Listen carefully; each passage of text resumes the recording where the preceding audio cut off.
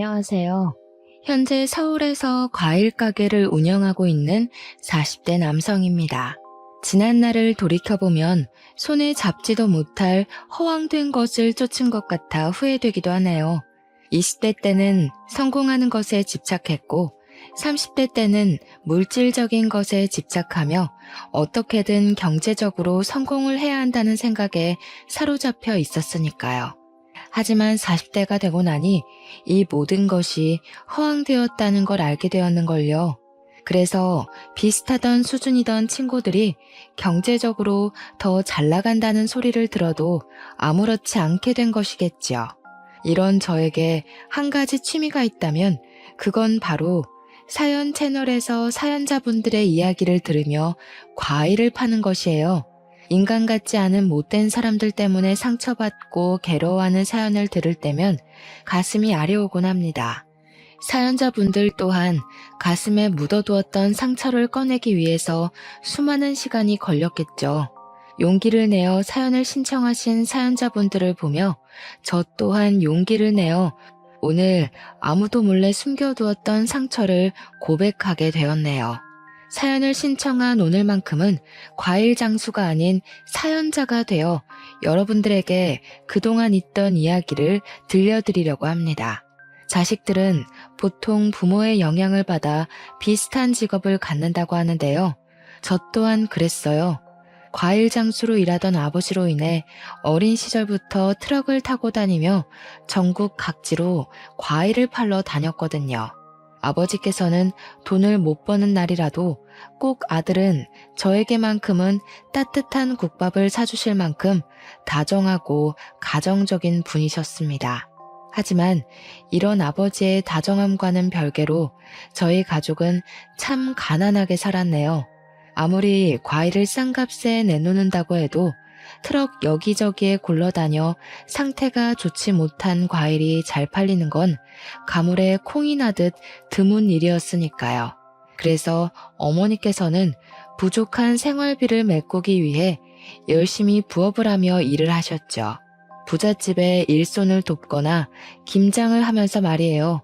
아버지께서는 어머니께서 고생하시는 것이 모두 자신의 탓이라며 항상 마음 아파하셨어요.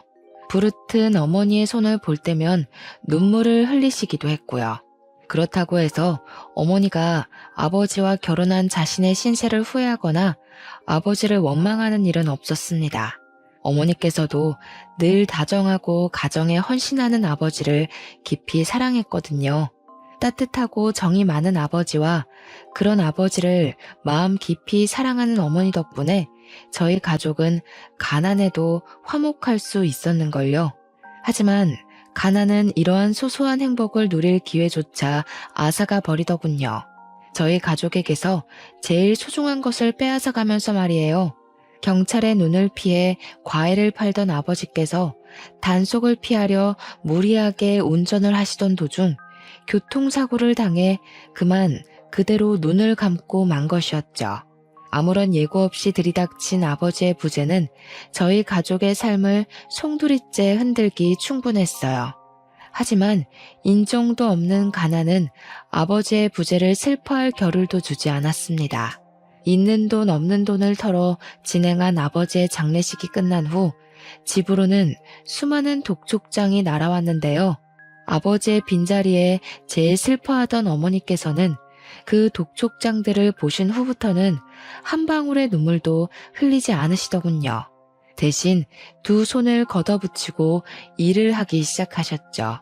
부잣집의 가정부로 3년 동안 일을 한 어머니께서는 악착같이 돈을 모아 과일 가게를 차리셨습니다.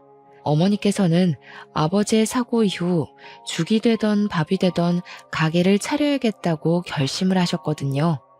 어머니께서 과일 가게를 운영하실 동안 저 또한 과일 장수로 일하며 시간을 보냈어요. 일하다 보니 시간은 훌쩍 흘러 어느새 25이란 나이가 되었고요. 어머니께서는 하루빨리 좋은 처자를 만나 결혼을 하고 가정을 꾸리길 바라셨지만 어머니께서 결혼 이야기를 할 때면 씁쓸한 미소를 지을 뿐이었네요. 가난한 데다가 홀어머니까지 모신 남자에게 시집을 올 여자는 아무도 없는 거잖아요. 그런데 한평생 박복한 세월을 보낸 것을 불쌍하게 여겨서인지 저에게도 결혼할 기회가 찾아오더라고요. 상대는 과일 가게 맞은편 작은 중소기업에서 격리로 일하는 단골 손님이었죠. 여자는 항상 생글거리는 낯으로 사과를 한 바구니씩 사갔는데요. 눈이 펑펑 내리던 추운 겨울, 여자는 퉁퉁 부은 눈을 하고선 사과를 내달라고 하더군요. 연유를 묻자 결혼을 약속한 남자 쪽 집안에서 여자의 어머니께서 다방을 운영한다는 이유로 파혼을 요구했다고 말을 했어요. 어린아이처럼 눈물을 흘리는 여자의 모습을 보자 마음이 좋지 않았습니다. 그래서 더 챙겨주려고 노력을 한 것이었죠. 그리고 이런 연민은 시간이 지나자 사랑이 되었어요. 여자를 만나기에는 턱없이 부족한 환경이기에 마음을 밀어내보려 했지만 쉽지가 않았고 결국 여자에게 고백을 한 후 만남을 이어갔고요. 만난 지 3년이 지난 후 결국 저희는 부부의 인연을 맺게 되었답니다. 결혼한 후 아내에게 참 감사했어요. 아내가 아니었다면 평생 홀로 외롭게 살았을 테니까요. 그런데 어머니께서는 저의 생각과는 다른 듯 보였습니다. 장모님이 다방을 운영하는 것을 탐탁지 않게 생각하시던 어머니께서는 아내 또한 반기지 않으셨죠. 어머니께서는 불같은 성정을 지닌 것에 비해 마음은 누구보다 여리고 정이 많으셨기에 같이 얼굴을 맞대고 살다 보면 아내에게도 정을 붙일 거라 생각했는데요. 어머니께서는 이런 기대를 산산이 조각내시고 말았네요.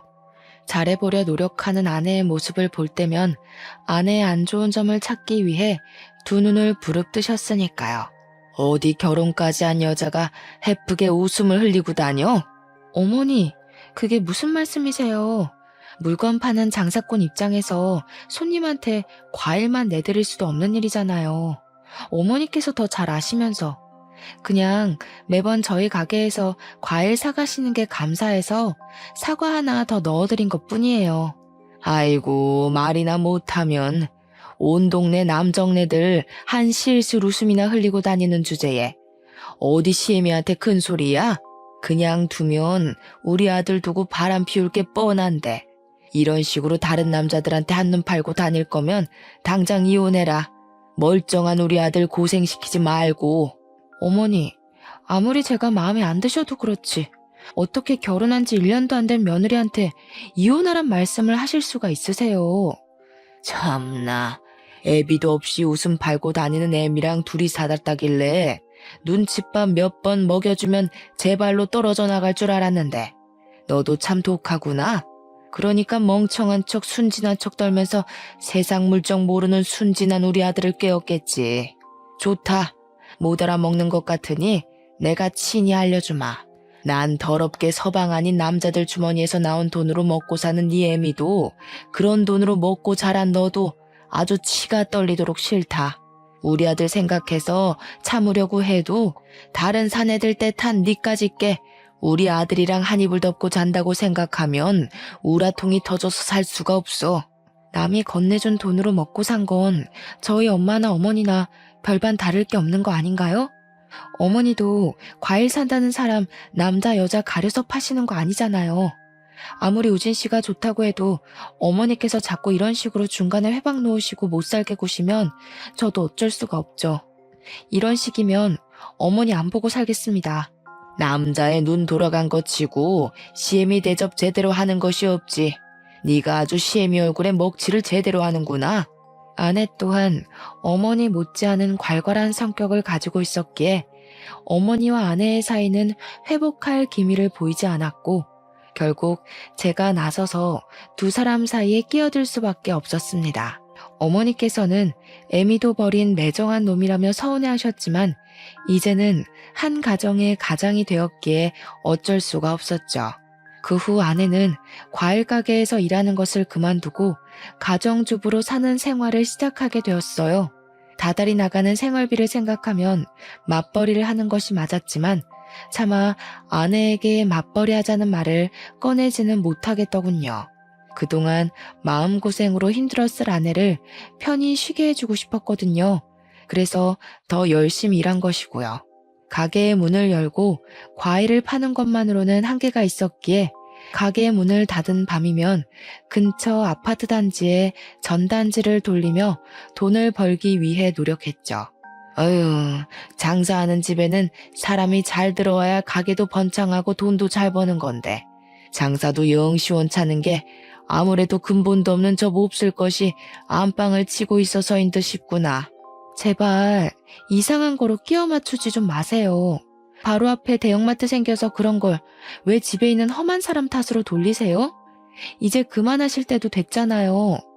어머니 자꾸 이러시면 그러고 싶지 않아도 자꾸 집사람 편들 수밖에 없어요.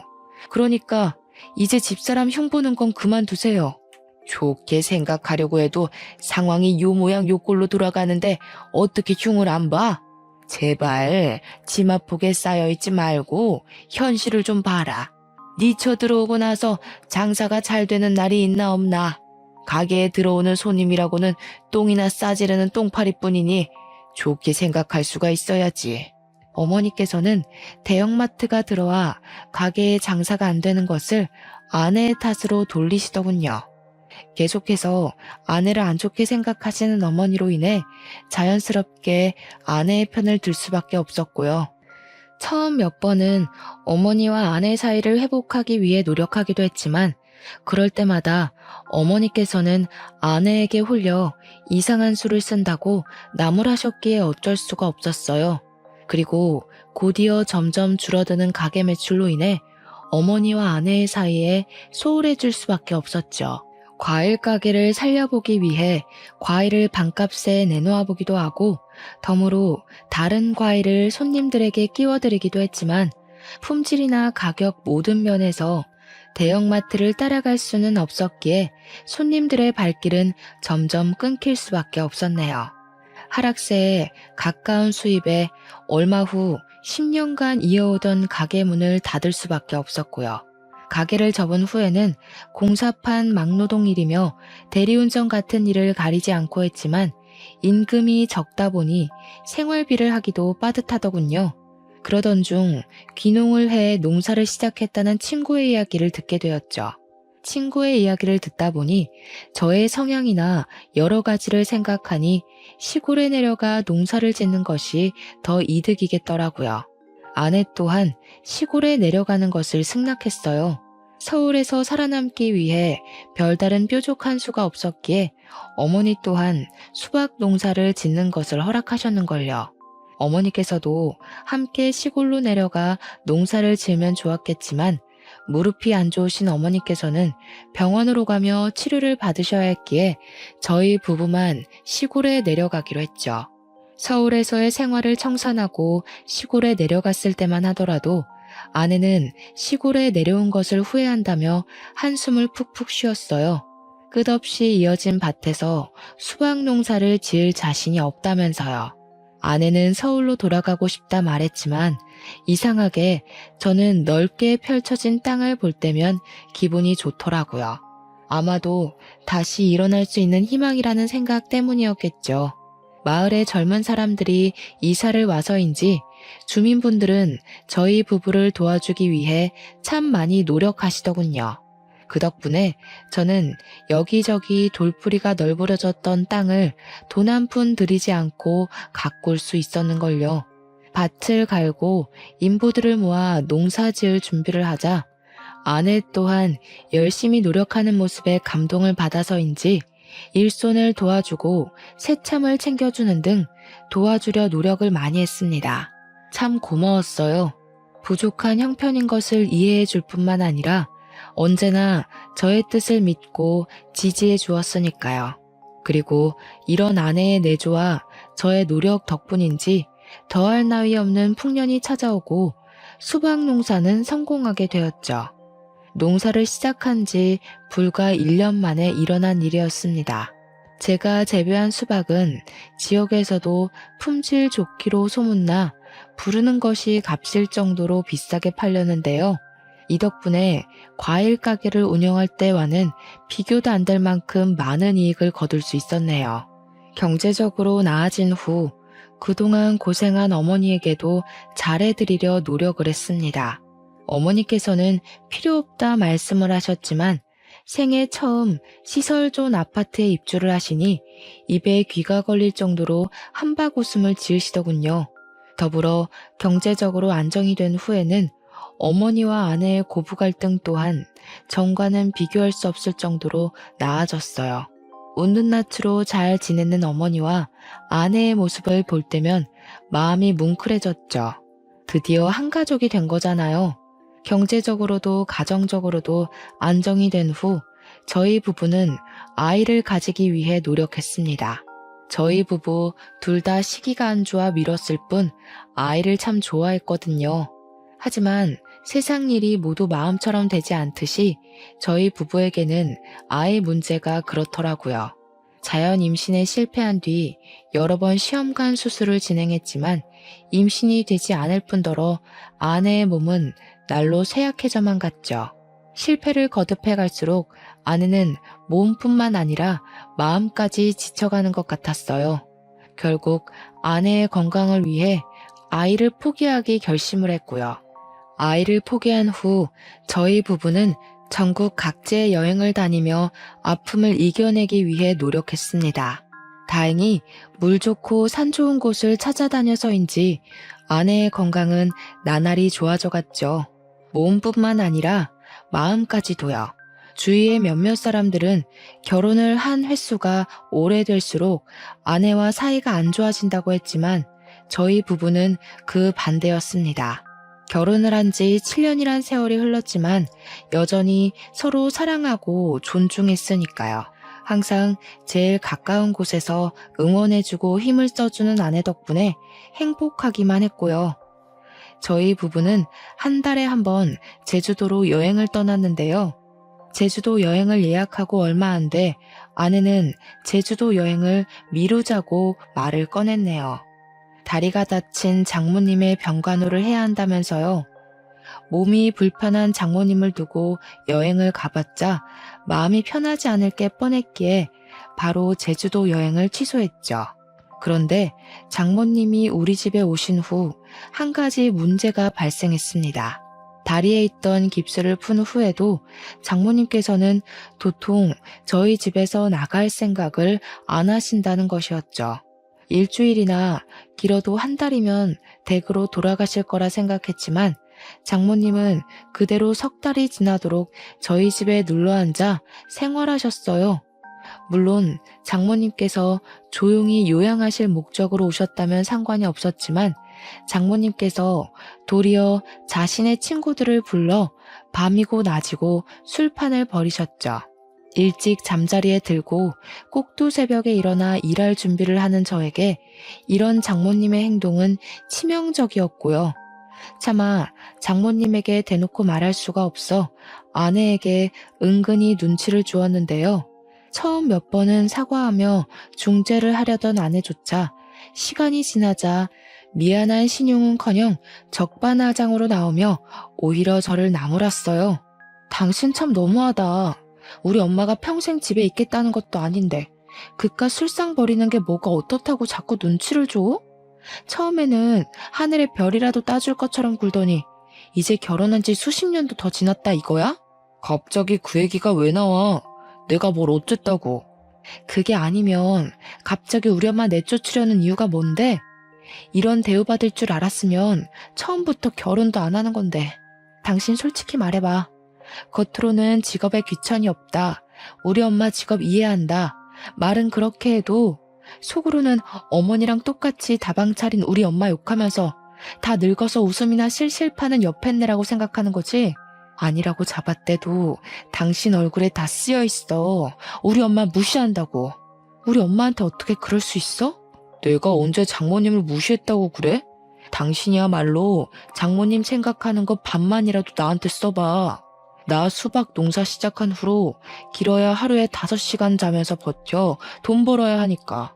그 돈으로 당신 손에 물 안 묻히고 호강시켜주면서 살게 해주려고. 이장님도 그러시더라? 자식도 없는데 마누라 고생 안 시키겠다고.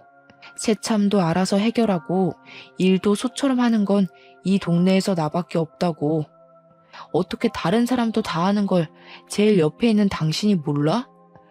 내가 뭐 대단한 걸 바란 것도 아니고 잠이라도 편하게 자려고 장모님 술자리 갖는 것 좀 줄여달라고 하는 게 그게 그렇게 큰 잘못이야? 그러지 말아야지 100번 1000번 다짐을 했지만 자꾸만 장모님을 감싸는 아내를 보니 어쩔 수 없이 언성을 높이게 되더라고요. 높아진 목소리가 들렸는지 거실에서 친구들과 술판을 벌이고 있던 장모님께서는 안방으로 건너오셨습니다. 솔직히 전후 사정을 다 알게 된다면 장모님께서도 당연히 자신이 잘못을 인정하실 거라 생각했는데요. 장모님께서는 오히려 입속을 이죽거리며 팔짱을 끼고 저를 노려보시더군요. 집안의 가장이라는 사람이 이렇게 속이 좁아서야 어디에다 써먹으라는지. 손가락 하나 안 들어갈 것처럼 좁아 터진 속 가진 자네랑 산 우리 딸 세월이 아까울 지경이네. 집에 마누라가 이쁘면 처갓댁에 말뚝을 박는다고 하던데. 장모가 술상 몇 번 버렸다고 마누라를 휘어잡을 정도면 자네 그동안 우리 딸을 얼마나 발 아래로 봤다는 건가? 내가 속이 터져서 할 말이 없네. 우리 딸이 어디가 어때서 자네같이 별 볼 일 없는 사람한테 천대까지 받으면서 살아야 하나 이 말이야. 어디 우리 딸 아니었으면 나무 토막처럼 고지식한 자네가 결혼이나 했을 줄 아나? 내가 거기 기가 쳐서 말이 안 나오네. 됐어 엄마 그만해. 어차피 어머니랑 똑같이 귓구멍이 막혀서 말해줘도 몰라. 다른 집이었으면 머리에 나사 하나 빠진 것 마냥 헬렐레 하는 사위 진작 내치고 새로 들였을 걸세. 참나 기가 막혀서 장모가 떡하니 앞에 있는데도 내쫓으려고 눈이 벌걸 정도면 뒤에서는 얼마나 흉을 봤을는지. 누가 보면 아주 대단한 벼슬자리에라도 나간 줄 알겠다. 고작 이런 총구석에서 소똥 묻혀가며 농사가 짓는 주제에 원선이 넌 시댁가거든 네 시모 안방이나 들어가 봐라. 혹시 아니? 대단하신 농사꾼 사위께서 하도 처갓댁 흉을 봐서 안방에 계신 시모께서 부적이라도 썼을지. 제 딴에는 아내를 위해 개인의 생활까지 포기하며 노력을 했다고 생각했는데 참 허탈하더군요. 지금까지 저 혼자만 아내를 위해 노력한 것이라는 것을 알게 된 거잖아요. 장모님의 태도를 보니 확신이 섰죠. 그동안 아내는 저를 존중하고 사랑한 것이 아닌 자신의 편안한 생활을 위해 사랑한 척 한 것이라는 것을요. 아내라도 저의 편이었다면 마음이 이렇게까지 상할 일은 없었겠지만 정작 중요한 아내마저 장모님과 한통속이라 생각하니 도저히 힘을 낼 수가 없었는걸요. 아내에 대한 믿음은 파도가 휩쓸고 간 모래성처럼 한순간에 무너져 내렸고요.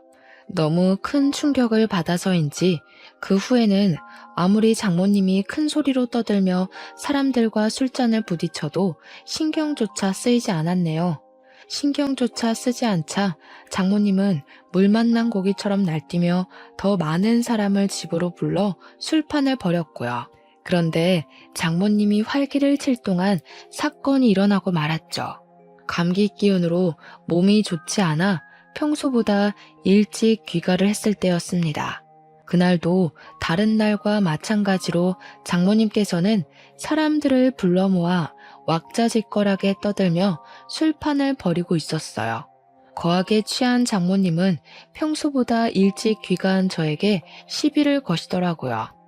이젠 하다하다 우리 딸을 굶겨 죽일 작정이라도 한 겐가? 그러지 않고서야 어떻게 해가 벌겋게 뜬 대낮에 집에 발을 들일 수가 있어? 봐줄 만한 건 돈밖에 없었는데 이제 돈까지 안 벌어오겠다고 하면 뭐하러 우리 딸을 데리고 살겠다는 건가? 에라이, 마누라 굶기는 이 천하의 나쁜 놈. 장모님께서는 막말을 한 것도 모자라 상에 있던 숟가락으로 제 머리를 내려치기까지 하시더라고요. 머리를 때린 도구가 숟가락이라는 것을 알아차렸을 때 멍하니 장모님을 바라볼 수밖에 없었어요. 아픈 것보다도 먹던 숟가락으로 머리를 맞았다는 것에서 오는 충격이 더 컸거든요. 다른 것도 아닌 숟가락으로 사람 머리를 때리다뇨.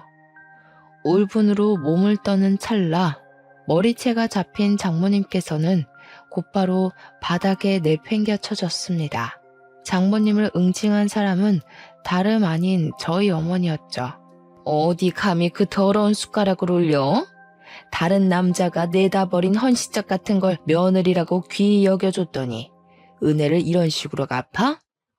어머니, 제발 진정부터 하세요. 귀한 내 아들이 더러운 손가락으로 머리통을 맞았는데 진정은 무슨, 그 주둥이로 친정이란 말을 꺼내기 전에 우리 아들 머리통 때린 네 엄마부터 말렸어야지.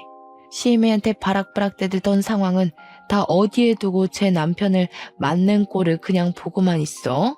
맞을 짓을 했으니까 맞았죠. 저희 엄마가 괜히 그랬겠어요? 그래, 지금 보니 그 잘난 혓바닥은 시애미 성질 돋을 때만 쓰는 모양이구나. 딸년 잘못 키운 벌은 애미가 받아야지. 아이고, 노망난 할망구가 사람 잤네.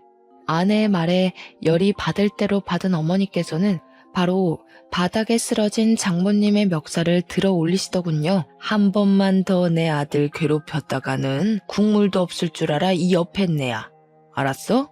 어머니의 기세에 눌렸는지 장모님께서는 고개를 끄덕이며 다시는 저희 집 근처에 얼씬도 하지 않겠다고 약속을 하셨습니다. 그 길로 장모님께서는 쫓겨나다시피 저희 집을 나가셨죠. 장모님이 집을 나간 후 아내는 한동안 저와 말 한마디 섞지 않으려고 하더군요. 아무리 장모님이 잘못을 했다고 해도 어머니의 행동이 과했기에 말을 붙이며 사과를 하려고 했지만 그럴 때마다 입을 꾹 다물고 방으로 들어갔네요. 이때는 알지 못했습니다. 아내가 얼마나 큰 앙심을 품고 있는지 말이에요. 외식을 하거나 아내가 좋아하는 명품 가방을 사다 주며 아내의 마음을 풀어주기 위해 갖은 노력을 다해보았지만 한 번 다친 아내의 마음을 열기 쉽지 않더군요. 화가 단단히 난 아내에게 어머니의 생일을 맞아 같이 서울에 올라가잔 말을 차마 할 수 없었고요. 오해하실까 변명을 둘러댔지만 어머니께서는 눈치를 챘는지 혀를 차셨죠. 이렇게 속을 썩일 줄 알았다면 그때 무슨 수를 써서라도 막는 건데 네가 이렇게 힘들어할 줄 알았으면 평생 못 망하는 소리를 듣는다고 해도 결혼을 막는 건데 이 어미 생각이 너무 짧았구나. 아휴, 좋은 부모 밑에 컸으면 너도 좋은 배필 만나 토끼 같은 자식 낳고 잘 살았을 텐데 못난 어미 만나 너만 고생이야. 어머니께서는 눈물을 훔치며 사과를 하셨습니다. 그런 어머니를 보니 마음이 좋지 않았어요. 어머니의 행동이 과했다고는 하나 모든 것이 자식인 저를 위한 일인 거잖아요. 어머니의 생일을 지낸 후 다시 힘을 내기로 결심을 했어요. 아무리 힘들다고는 해도 먹고 사는 것만큼 중요한 것은 없으니까요. 하지만 마지막 희망이던 수박 농사마저 처참하게 무너지며 저는 그대로 곤두박질 치고 말았네요. 쏟아지는 폭우로 인해 수박 농사가 쫄딱 망해버린 것이죠. 멈출 기미가 없이 쏟아지는 폭우를 맞고 자란 수박은 당도는 물론 품질까지도 최하위로 떨어졌습니다. 상품 가치가 없을 정도로 말이에요. 어떻게든 재기하기 위해 팔방으로 뛰어다녔지만 한 번 망한 농사를 다시 되살리는 것은 쉬운 일이 아니더군요.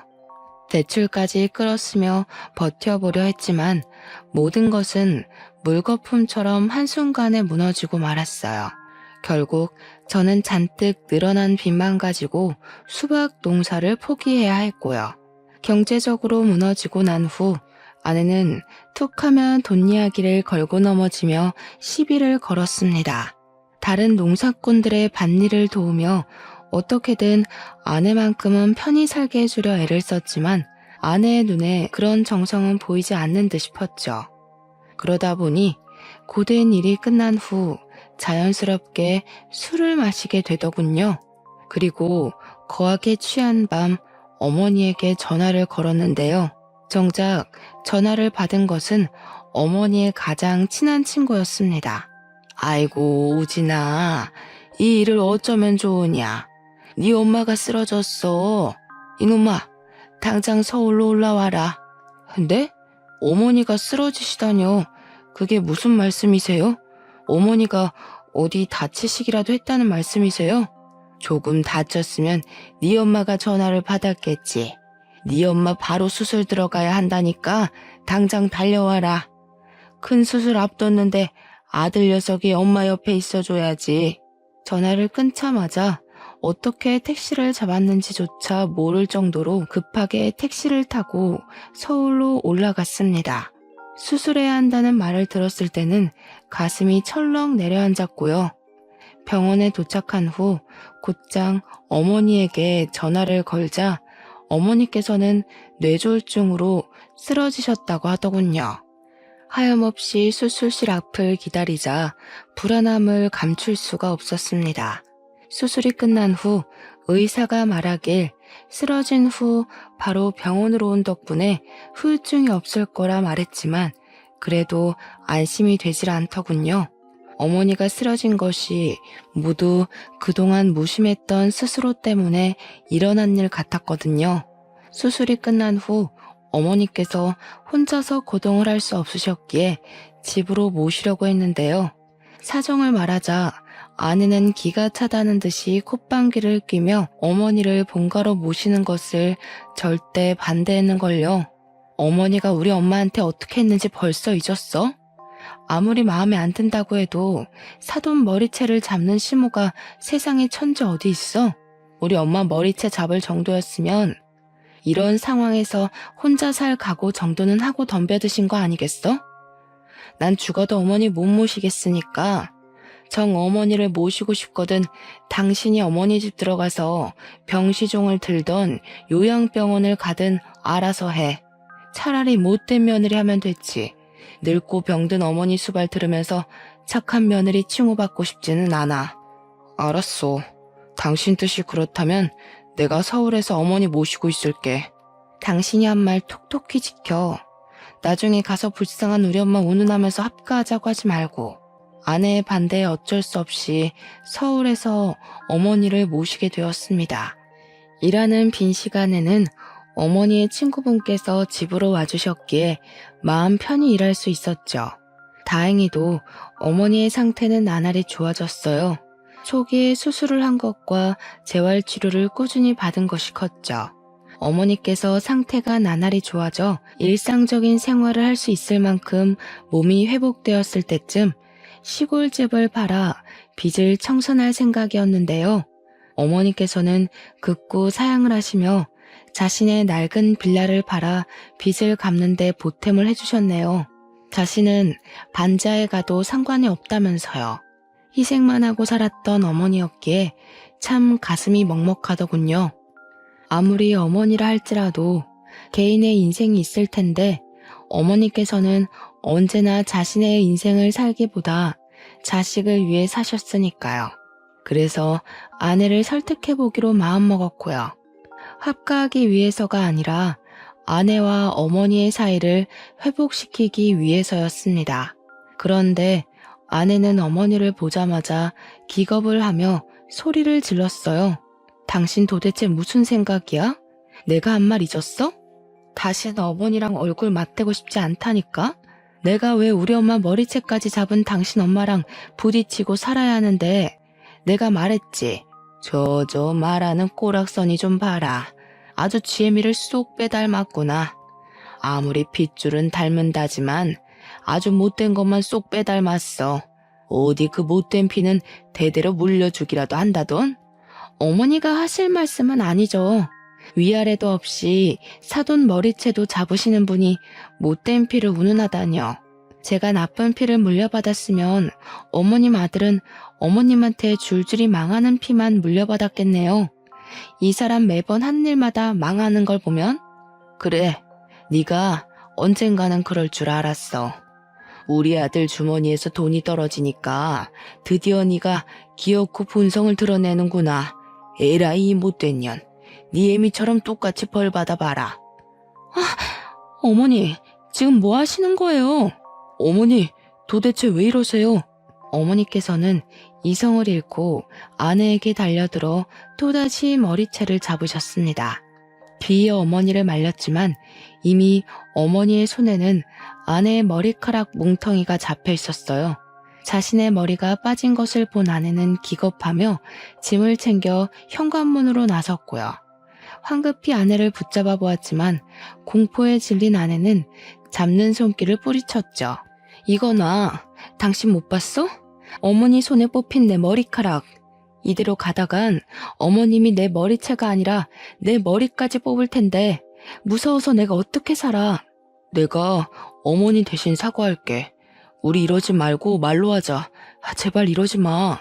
차라리 평생 과부로 살면 살았지 더 이상 며느리 쫓아내고 싶어 안달난 시모랑은 못 살아.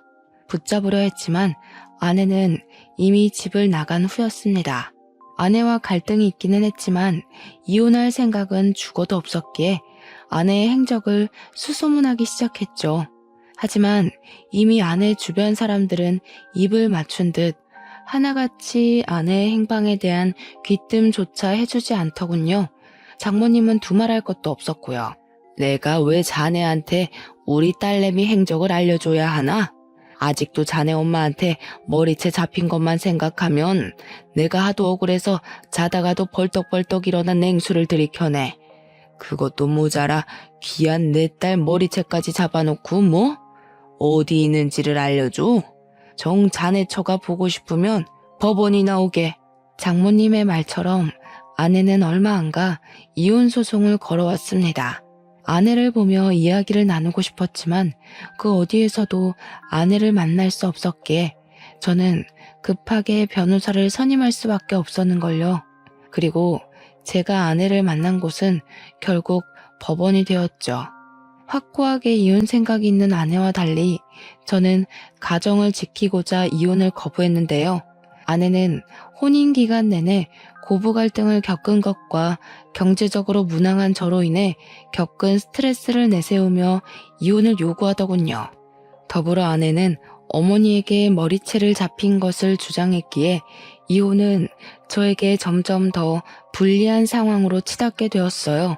어머니께서 아내와 장모님의 머리채를 잡았다는 결정적인 증거가 없었기에 첫 번째 재판은 아내와 저 모두에게 도움이 되지 못한 채로 끝이 난대요.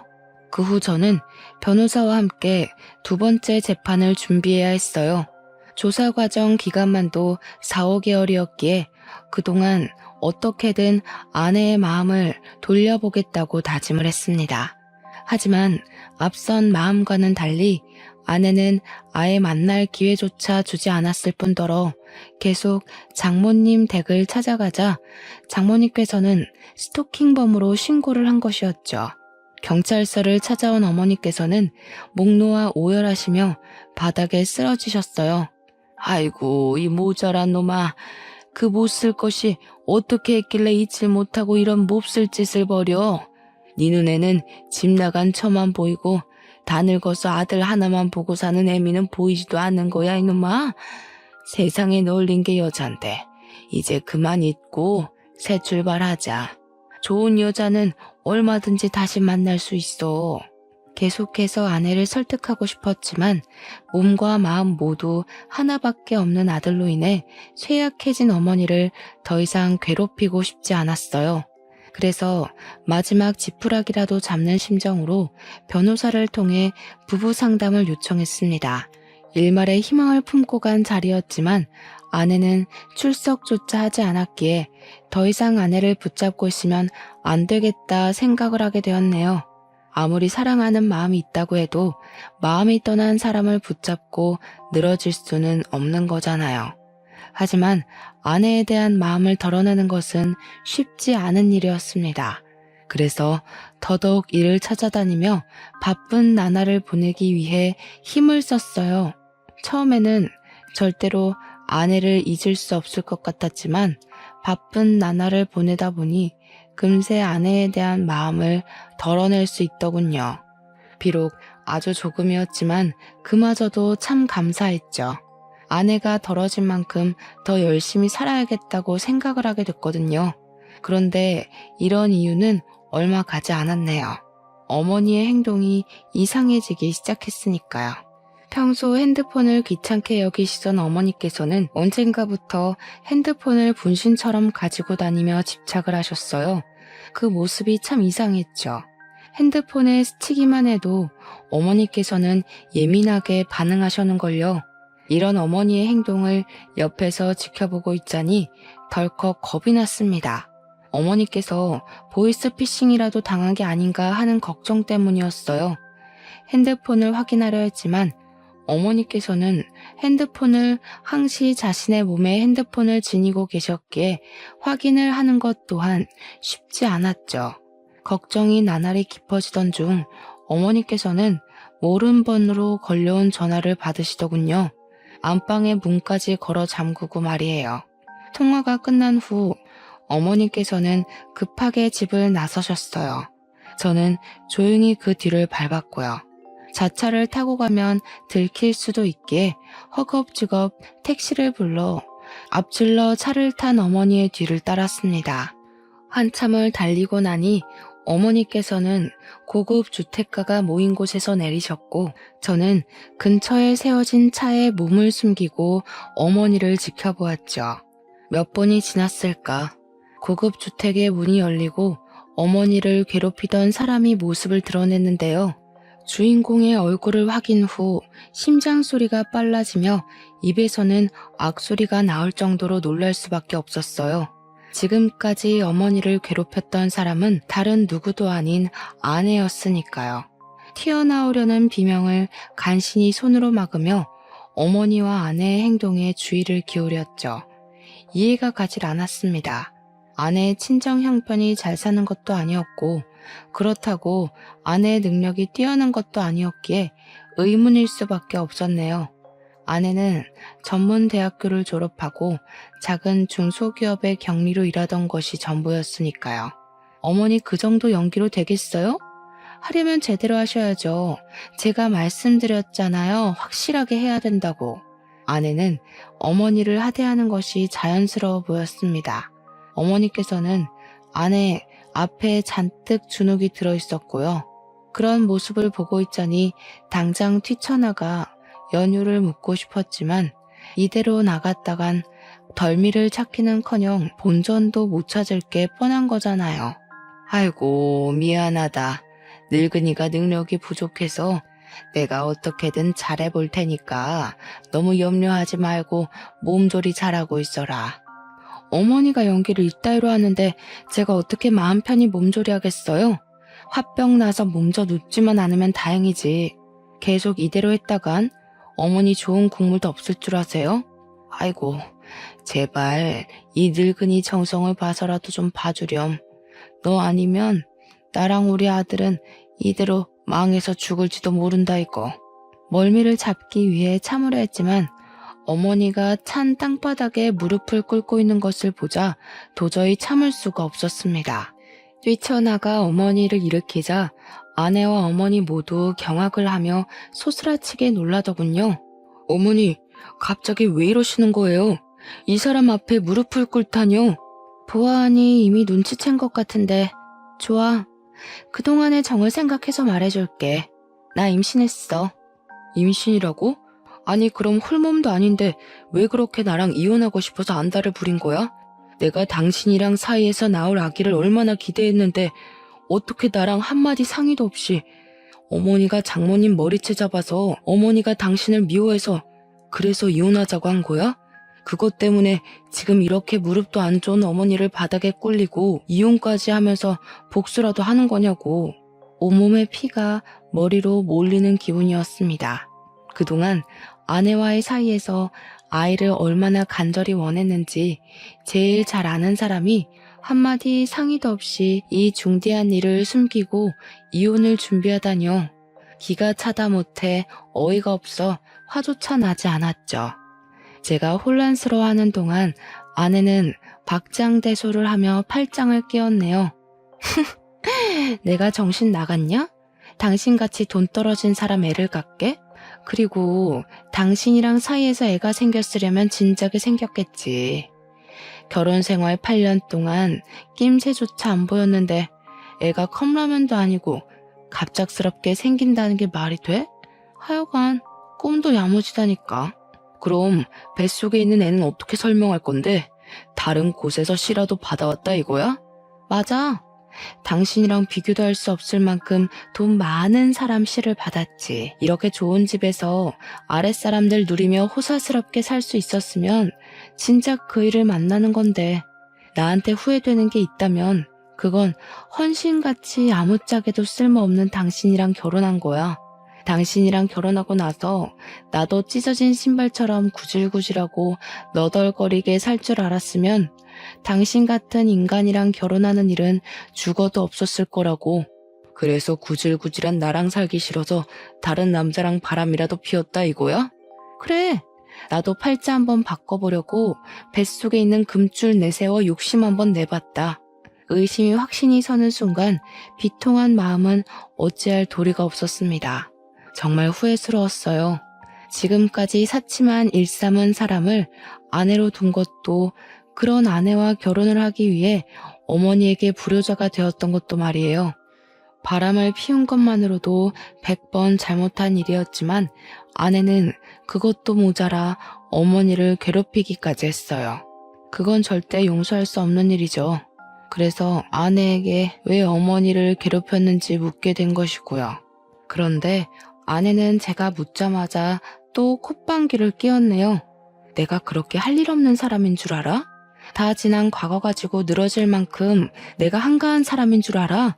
이게 다 당신이 이혼 안 한다고 버텨서 그런 거 아니야.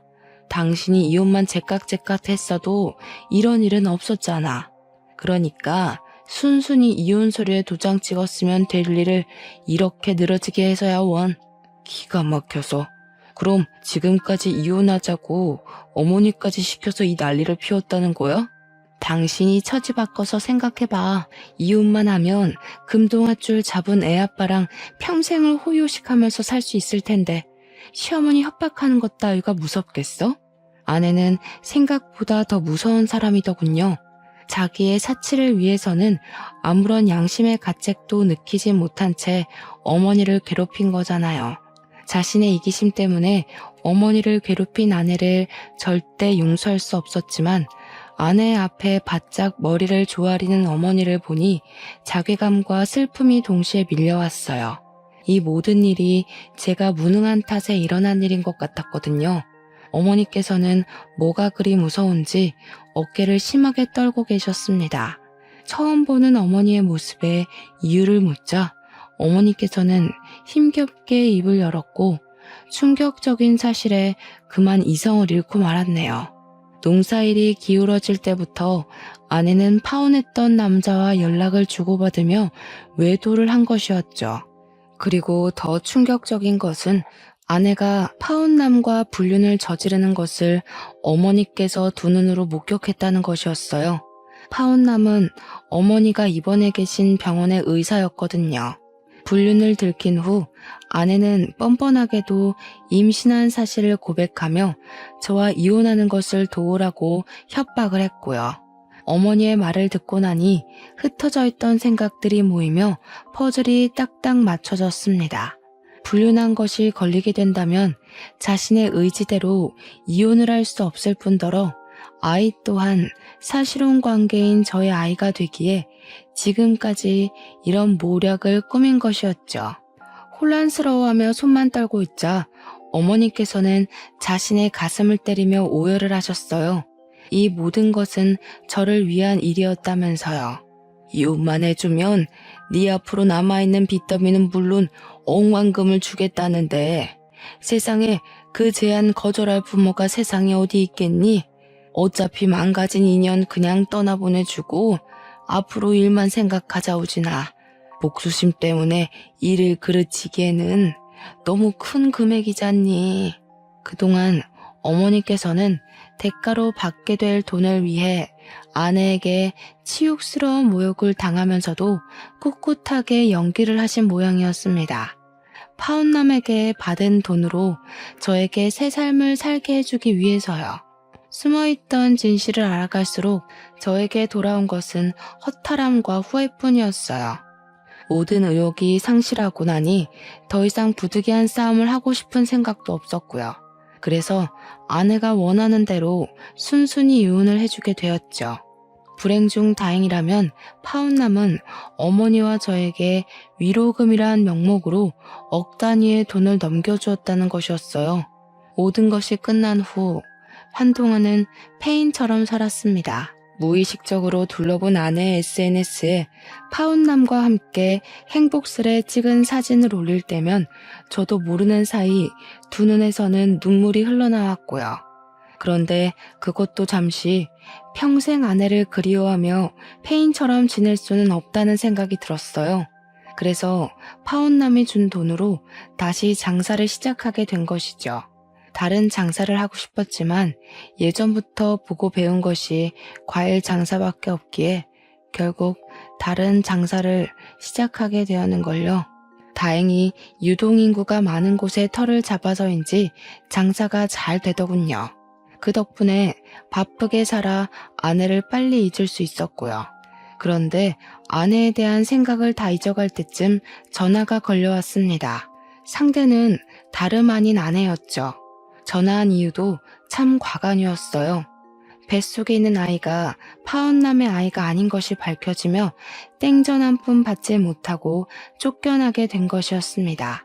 아내는 파운남뿐만 아니라 다른 남자와도 양다리를 걸친 것이죠. 씨도 안 준 엄한 놈한테 전화할 게 아니라 애아빠한테 전화해야 하는 거 아니야? 그랬으면 내가 당신한테 전화했겠어? 하룻밤 같이 논 사람이라 주소는커녕 번호도 모르는데 내가 애아빠한테 어떻게 전화를 해? 당신 나랑 애 키우면서 오순도순 잘 살고 싶다고 했잖아. 그 꿈 내가 이뤄줄게. 우리 뱃속에 있는 애 키우면서 같이 살자. 내가 정신 나갔고 바람까지 피운 당신이랑 애를 키우겠어? 당신이란 여자는 목소리만 들어도 징글징글할 정도로 신물이 났는데 내가 왜 다른 집시까지 뵌 당신이랑 다시 합쳐서 살아야 하는데?